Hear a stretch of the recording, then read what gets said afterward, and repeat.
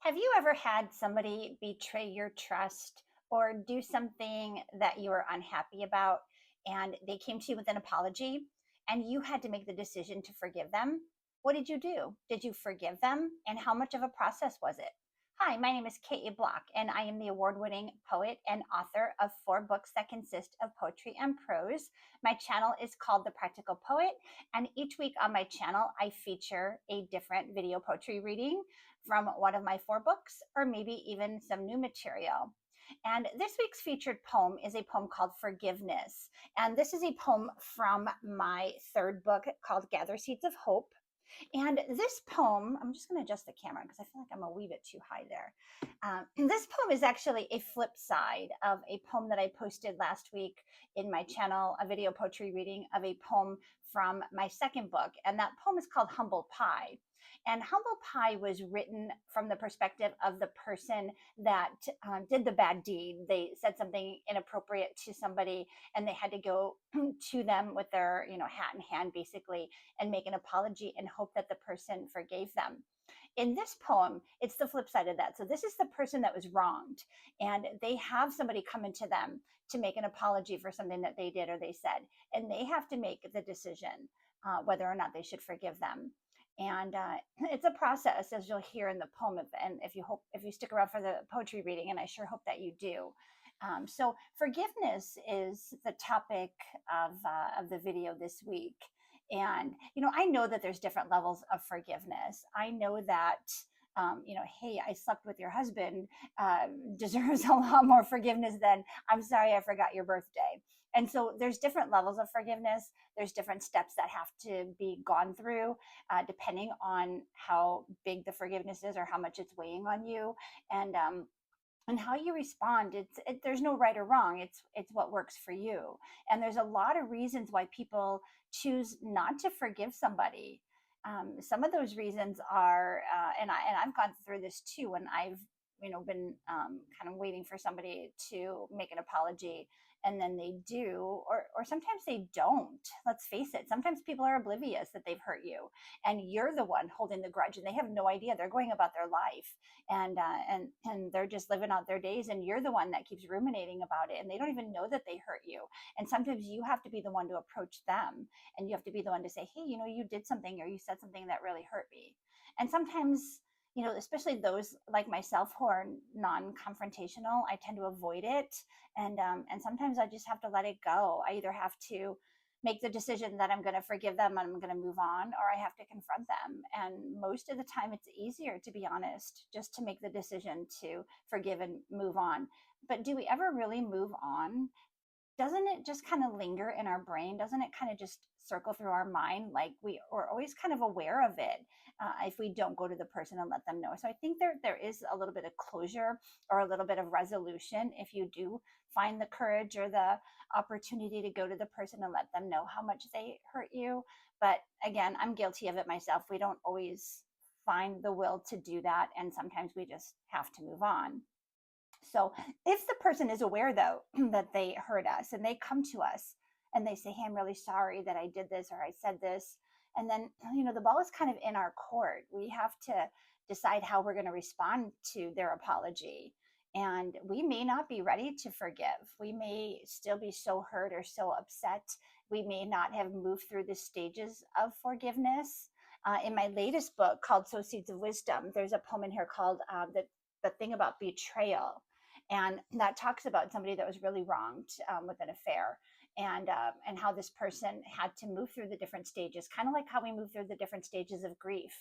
There's a process, and often with that, moving through those stages, you backslide a little bit. You think you might have moved on to one of the stages, and before you know it, you're back to being angry again. You think you might be ready to be like, okay, I'm going to let this go, and then all of a sudden something happens and it triggers you, and you're right back in that third or second stage of the betrayal. Not the grief process, but the resolution process. And so it is a process to choose to forgive somebody. You have to move through those stages, and you may, like I said, may not be ready to forgive, and you may. Some of us like to hold on to a bit of the anger or a bit of the not willing to let it go at this point. It may give us a little bit of power over the other person. We may see them grovel a little bit. We may see them reach out to us more than they normally would, or check on us, or bring us our favorite chocolate or our favorite dessert or something like that, just kind of reaching out to us. And we may like that. We may feel like, hey, look at, kind of got this person eating out of the palm of my hand, and it feels good. And after what they did or what they said, they should be catering to me. Is it right? Probably not. Are we taking advantage of their guilt and their in some way good nature? Possibly, but it gives us a little bit of power. And for that, we may hold on to our anger or our grudge a little bit longer than we should. Speaking of grudge, if you are holding a grudge against somebody for something that they did or said, um, is it getting you anywhere, or is it just weighing you down? Grudges are kind of a, well, not kind of, they are a negative feeling or a negative emotion. And if you're holding on to a grudge, chances are you're ruminating about it a lot. I know somebody right now that's holding on to a very big grudge, and I can see when this person goes there, they start ruminating. And negativity begets negativity. So if you start in a negative swirl, you're just going to pick up more negativity in everywhere else that you go, and your thoughts become negative, your words become negative, your actions, everything. And it all stems from this ruminating about this grudge. And I know that doesn't mean that we are never going to hold a grudge against somebody, or that maybe we shouldn't. We should do whatever makes us feel better. But does it make you feel better to ruminate and to swirl around all this negativity and all these negative feelings in your brain? So when it comes to the concept of forgiveness, it's not really about letting the person off the hook. We're not trying to let them off the hook. But we're trying to let ourselves off the hook a little bit, because, like I mentioned, if we are holding on to that grudge, we're holding on to that negativity, it's not going to benefit us. It's only going to impact our lives in more negative ways. I believe in the law of attraction, and I believe that what you put out there into the universe comes back to you in kind. And so if you're putting out all those negative vibes and you're ruminating about something, negative things may start to happen, or at the very least, people may sense your negativity. They may sense your negative actions and your negative just persona, and they may choose to stay away from you. And that would be a disadvantage, or another negative thing coming from this. So when we choose to forgive somebody, it's not really about letting them off the hook. It's more about letting ourselves off the hook, so that we can start to look forward instead of looking backward, instead of always looking in the rearview mirror saying, I can't believe this person did this. And, we can't get on with our lives when we're carrying baggage that's weighing us down. At some point, we have to put that baggage down. And we don't have to let the person know that we've forgiven them. We don't have to even have a relationship or any conversation or any further actions with them at all. The betrayal or the hurt may be so deep where you may say, I'm going to choose to forgive you for myself, so that I can find peace with this and I can find relief with this. But I'm not going to continue to have a relationship with you. I can't be in a relationship with somebody who would treat me like this, or who would say something like this to me.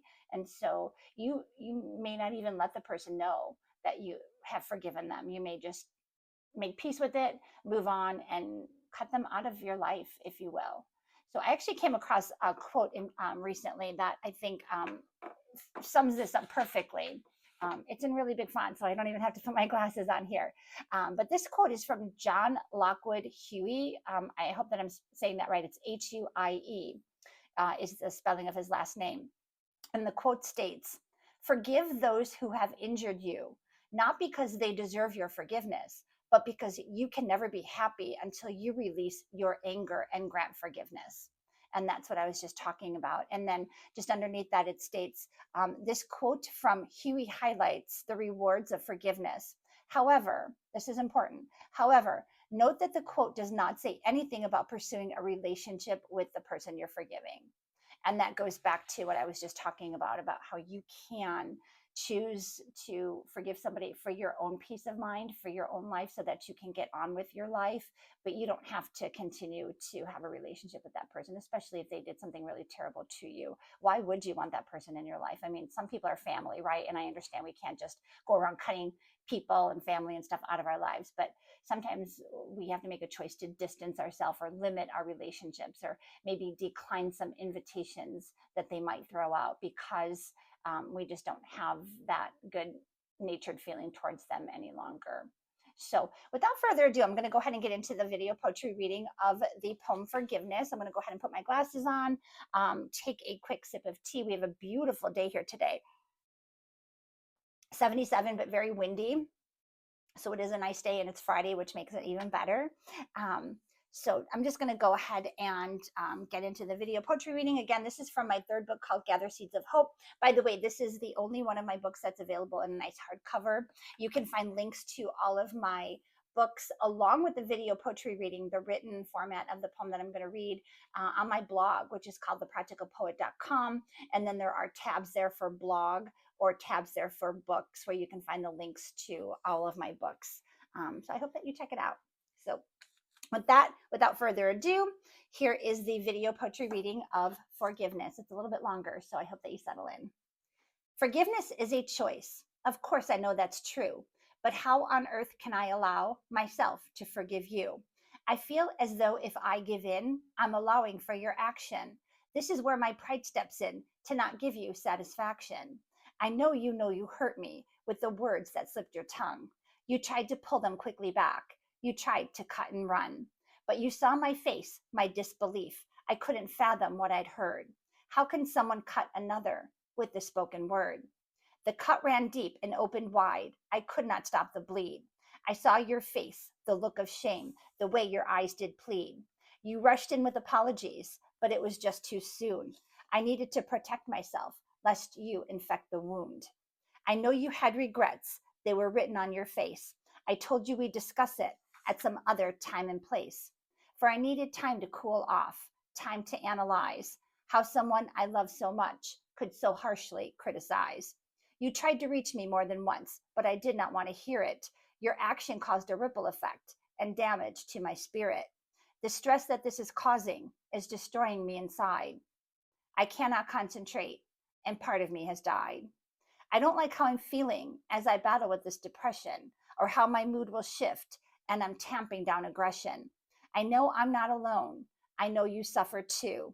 And slowly I am realizing how much I do miss you. So I let a few weeks pass until I felt a little stronger. I thought we should talk it out. This couldn't go on much longer. So I listened to your story and I let you plead your case. I could see all the remorse that was written on your face. I do believe you are sincere. Of that, I can't deny. I saw the tears roll down your face as you ate your humble pie. By holding on to such a grudge, it's not just you I hurt. So I truly feel the best thing is for our friendship to revert. I know you want forgiveness, so your guilt you can release. But I'm choosing to forgive you so I can find some peace. So that was the video poetry reading of Forgiveness.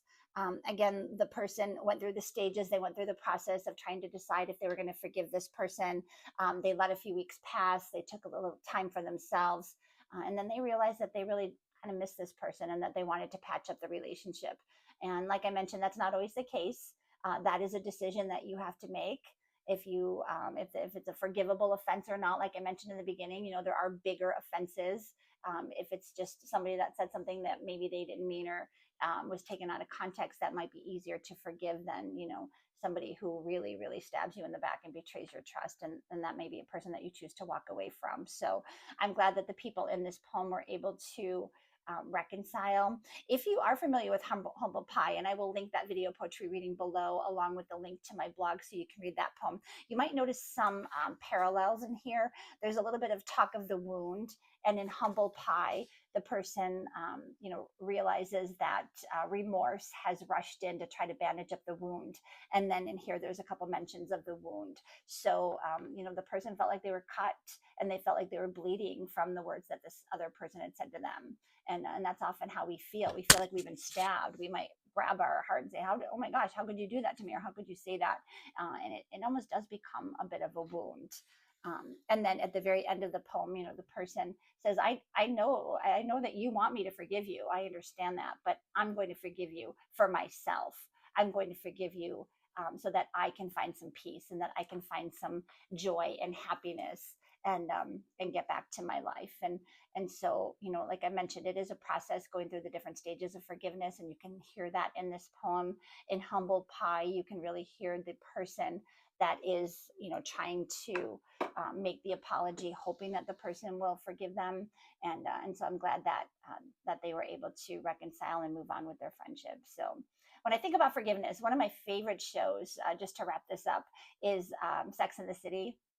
And in the first movie, not the second movie, but the first one, where Steve had, and if you're not familiar with the show and you don't know, you might fast forward through this, but Steve had cheated on Miranda. He had a one night stand, and she was just unwilling to forgive him.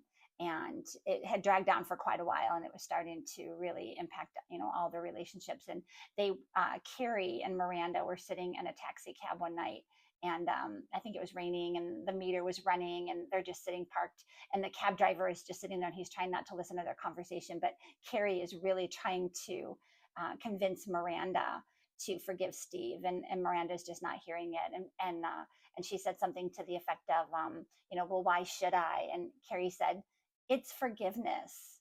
And the cab driver starts nodding along, like he's in agreement. It's forgiveness.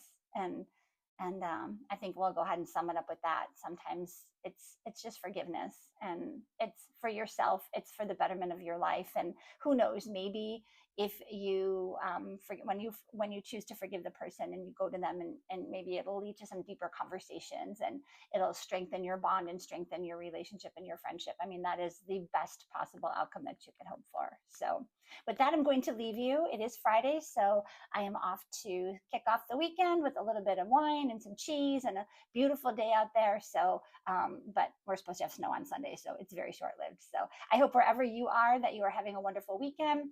If you want to be notified again of the next video poetry reading, please hit the like and subscribe button. If you want to see the written versions of both Humble Pie and Forgiveness, they are available on my blog at thepracticalpoet.com. And I hope to see you real soon. Thanks. Bye.